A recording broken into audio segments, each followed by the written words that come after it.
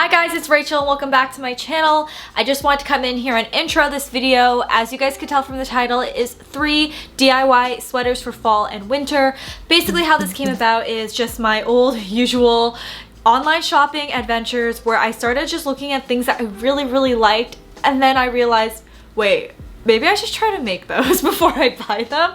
So I have 4 DIYs for you here today, and there are some really incredible before and afters, and for the most part, they all require no sewing whatsoever, which is very different for me. I just wanted to come on here and say hi and hope y'all are doing well.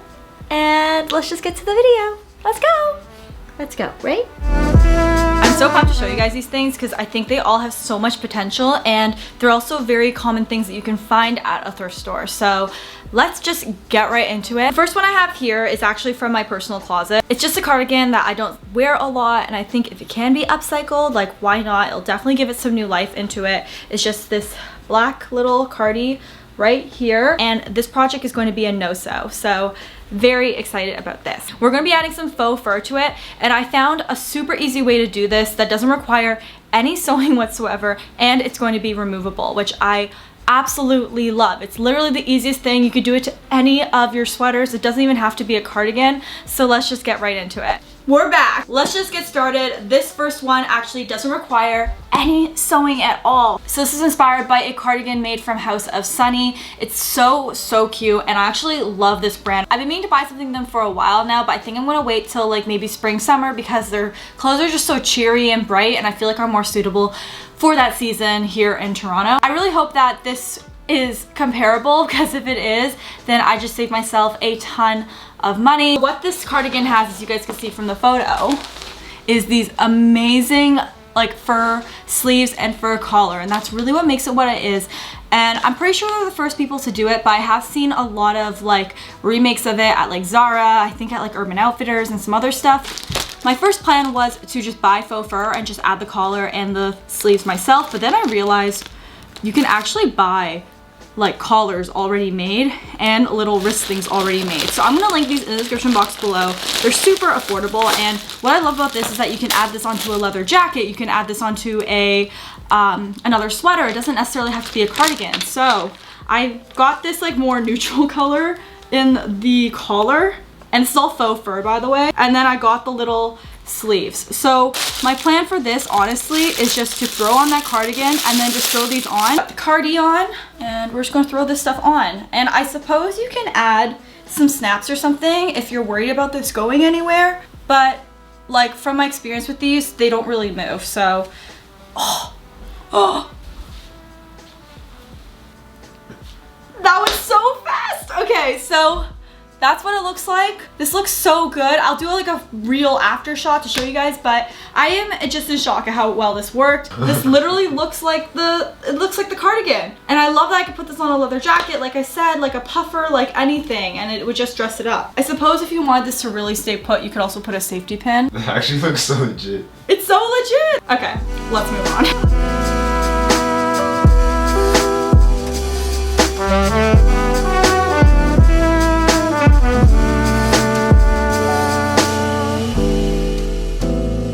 So what I did for this one is just pick up a plain white hoodie. This one actually has some cropped sleeves, so we'll definitely have to be doing a little bit of sewing into this, but if you find a long sleeve hoodie, even better, because then you don't have to do this additional step. So let's pull up the reference photo. Again, this is from Sammy Miro Vintage. If this is well within your budget, I highly suggest to purchase from her. She is so freaking cool. She's such a great inspiration. So I'm really excited. I'm really excited to do this inspired hoodie. I have this white one, which is obviously not the same at all. I realized the one that she has like larger sleeves, and this one has tight sleeves. I love that it's choppy, which means I don't have to be like a perfectionist here and try to make it super even. But from the looks of it, it really just kind of goes in like this to the zipper and like completely cuts out everything else. I'm gonna throw the camera to like the crafting cam and show you guys how I'm just gonna cut this, and it's all an experiment from here. Like what's the worst that can happen, right? I'm literally just gonna go to town.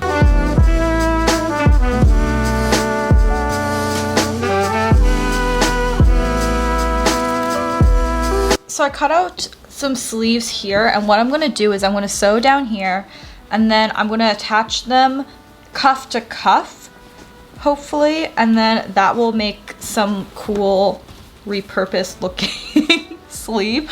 Honestly, I'm not sure exactly what I'm doing, but I think it's gonna look cool.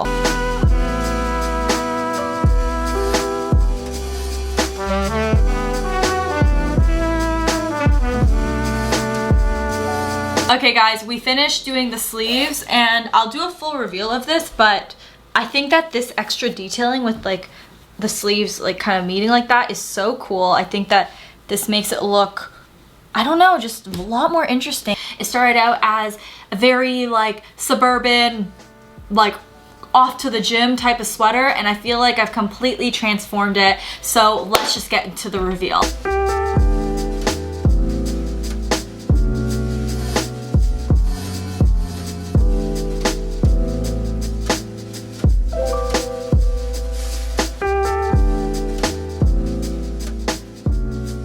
Okay, moving on to this simple like cutout turtleneck. I think that this is such a cool way to layer, and I live in Canada, so obviously it gets really cold here, so any option to make layering fashionable is always a win for me. So I have this black turtleneck here, and the reason why I picked this out is because it has this ribbing here, which I think will make a very nice clean finish for this turtleneck almost like pullover thing that I'm working with. These are all like sold out everywhere. I know like Zara has them and like some other places, and I feel like if you can make it, like even better, it'll be unique and it'll be a lot more cost effective. So the next one I have here is this turtleneck, and the plan is to obviously cut it in a way that it sits at the top here. So I'm just gonna measure this on myself, and it looks like I would have to cut at the second line here. So if you guys can see that, there's all these little ribs. I'm gonna cut it maybe at the third line. Let's get into this. Oh, scary. Oh God, okay. The best thing to do is use fabric scissors for this, so that way it stays real straight.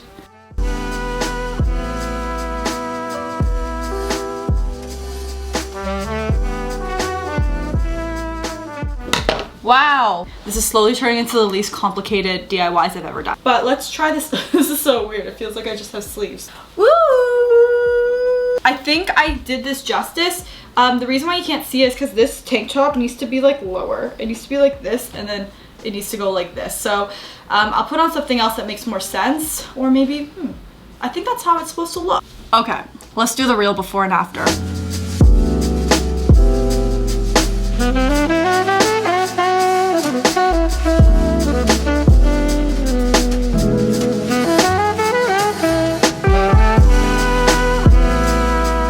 DIY is something I've actually done before with this green sweater, which is like a little cardigan set, but I did want to throw it into this video as well because there's just so many options at the thrift store for this. I picked up this brown sweater, which I think is going to make such a nice little knit set. These are so trendy right now and super adorable. So the one I found actually is so perfect for it because it has these amazing dramatic sleeves, and then it also has this ribbed bottom, which I think is going to just make a really nice little sweater top when I cut it. Can't wait to try this one as well.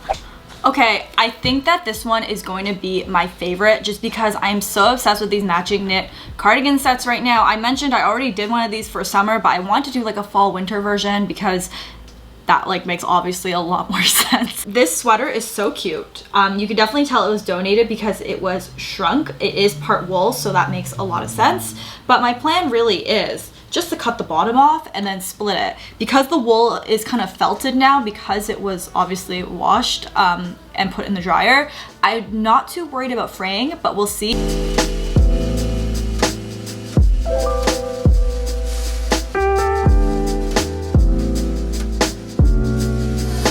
Okay, so I tried it on and it actually fits really well. Literally looks like everything I've been trying to add to my cart but not buying. So let's just show you guys the full-on reveal. This literally took me 2 minutes, so really pumped about that.